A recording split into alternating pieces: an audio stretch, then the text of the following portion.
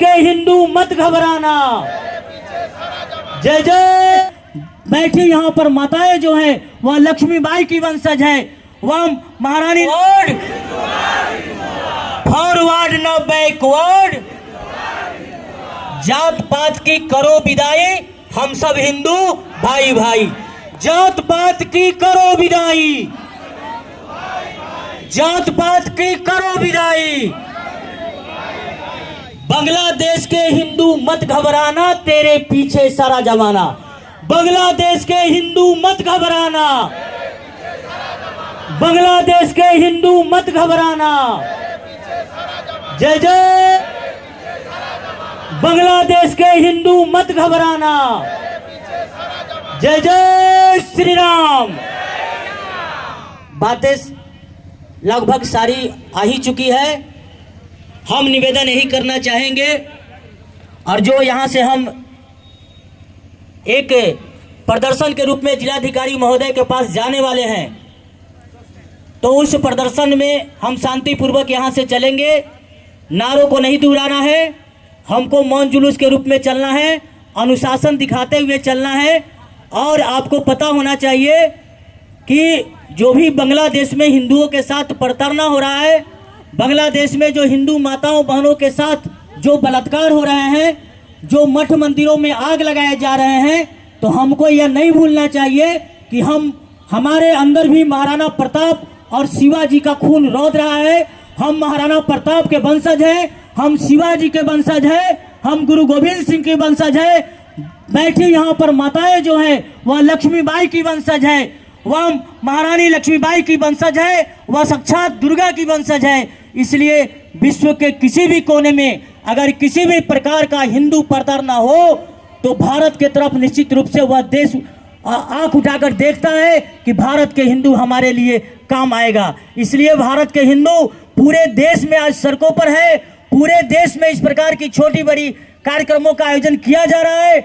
हमने अनाउंस करके नहीं बुलाया है, केवल व्हाट्सएप के माध्यम से जो अपने विभिन्न संगठन के प्रतिनिधि हैं, जो हमारे विभिन्न संगठन के नेता हैं, हम उन नेताओं को बुलाए हैं जिन नेताओं के पीछे 5-5 हजार और 2-2 हजार हमारे अनुयायी चलते हैं। वैसे आप नेता हैं यहाँ पर, वैसे आप महाराणा प्रताप के वंशज है, शिवाजी के वंशज हम सभी खड़े हैं। इसलिए एक बार हुंकार यहाँ भरनी चाहिए, और इस हुंकार के माध्यम से जिस प्रकार आज बांग्लादेश में हो रहा है, हम भारत सरकार से भी मांग करते हैं कि जो भी बांग्लादेश घुसपैठी भारत सरकार के अंदर है, उस बांग्लादेशी घुसपैठियों को अविलंब भारत से खदेड़ देना चाहिए। जो रोहिंग्या मुसलमान भारत के अंदर है, उन रोहिंग्या मुसलमानों को भारत से अविलंब खदेड़ देना चाहिए, क्योंकि जो शेख हसीना की सरकार हिंदू हित की वहां काम कर रही थी, आज आरक्षण के मुद्दा को लेकर और इतना बड़ा प्रदर्शन वहां छात्रों मुसलमान के छात्रों ने किया, आरक्षण की मांग को लेकर किया और हिंदू को टारगेट किया। हिंदू को टारगेट का मतलब कि जो शेख हसीना जिसको प्रोटेक्ट कर रही थी, यानी हिंदू का सर्वधर्म समभाव की बात कर रही थी, और जिस हिंदू के बल पर बांग्लादेश में सत्ता मिला था, बांग्लादेश आजाद हुआ था, आज वैसे हिंदुओं को टारगेट किया जा रहा है। तो ये मत समझना है हम लोगों को कि केवल बांग्लादेश के हिंदू को टारगेट किया जा रहा है। यह संयोग नहीं है, यह प्रयोग है। और समझिए कि बांग्लादेश के हिंदुओं को टारगेट करना हिंदुस्तान के हिंदुओं को टारगेट करना है। इसलिए हम किसी से बताए ना कि लोग बता रहे हैं कि हम किसी को छेड़ेंगे नहीं, लेकिन अगर कोई छेड़ेगा हमको तो उसको छोड़ेंगे भी नहीं।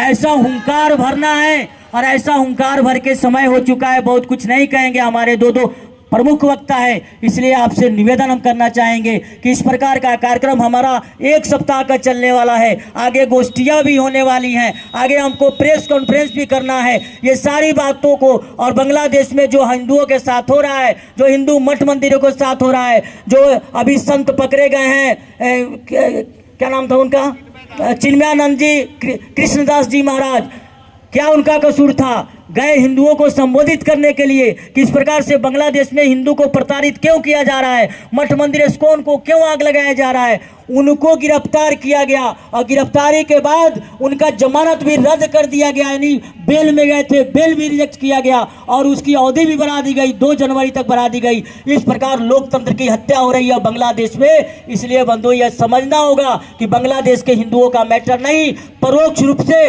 बांग्लादेश के वर्तमान यूनिस अंतरिम सरकार वहां का संविधान बदलने के फेर में है और वह अंतरिम सरकार भारत के हिंदुओं को टारगेट कर रहा है। भारत में भी इस प्रकार का शाहीन बाग बनाकर और इस प्रकार का प्रयोग किया गया था, भविष्य में भी इस प्रकार का प्रयोग नहीं हो, इसलिए हमको सजग रहना पड़ेगा। इसी वाणी के साथ जय हिंद, जय भारत।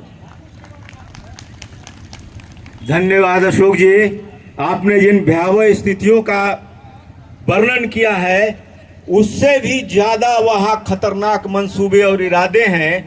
बांग्लादेश में एक नारा लग रहा है, पाकिस्तान से सीख लो, हिंदुओं को छील दो।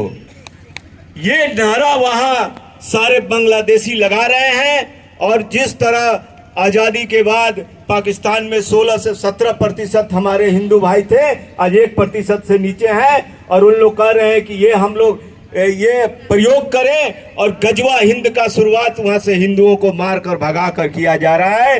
वो भारत आना चाह रहे। अभी 33 हमारे साधु संत बॉर्डर पर लीगल डॉक्यूमेंट्स लेके खड़े थे, लेकिन वहां के आर्मी ने, सेना ने उन्हें रोक दिया, भारत में नहीं आने दिया।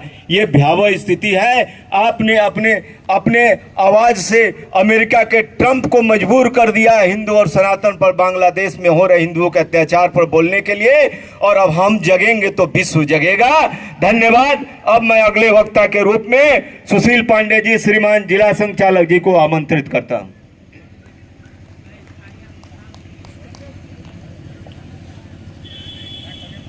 सम्माननीय मंचासीन अतिथिगण, दूर दूर से आए हिंदू समाज के बंधुगण एवं मातृशक्ति,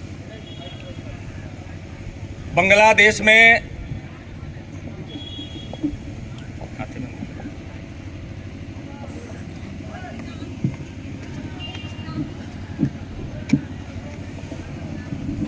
पर अत्याचार हो रहे हैं। महिलाओं के साथ में बहुत ही माने क्या कहें, दिल दहला देने वाली घटनाएं हो रही है। तो इसके लिए हमें सोचना चाहिए। वहाँ भी हिंदुओं की संख्या जो भी है बहुत कम नहीं है, फिर भी इसका कारण यह है कि वहाँ के हिंदू संगठित नहीं हैं। वहाँ भी हिंदू बटे हुए हैं। यदि वहाँ के हिंदू संगठित रहते तो ऐसी स्थिति नहीं होती। अभी चिन्मय कृष्णदास जी के लिए कोई वकील जल्दी नहीं मिल रहे हैं और यदि यहाँ आतंकवादियों को छुड़ाने की नौबत आवे तो आधी रात में वकील का पूरा समूह उपलब्ध हो जाता है। इसलिए यहाँ के जो हिंदू बंधु हैं उनको भी वहाँ से सीख लेकर सचेत होने की आवश्यकता है। यहाँ भी जो हिंदुओं को सोने की आदत है, आपस में बंटने की आदत है, उससे सीख लेना होगा और आपस में एकत्रित रहना होगा। ऐसी मान्यता है कि सतयुग में ज्ञान की शक्ति का बल था, त्रेता में मंत्र की शक्ति का बल था, द्वापर में युद्ध की शक्ति का बल था और यह कलयुग है। कहा गया है कि संग शक्ति कलौ युगे।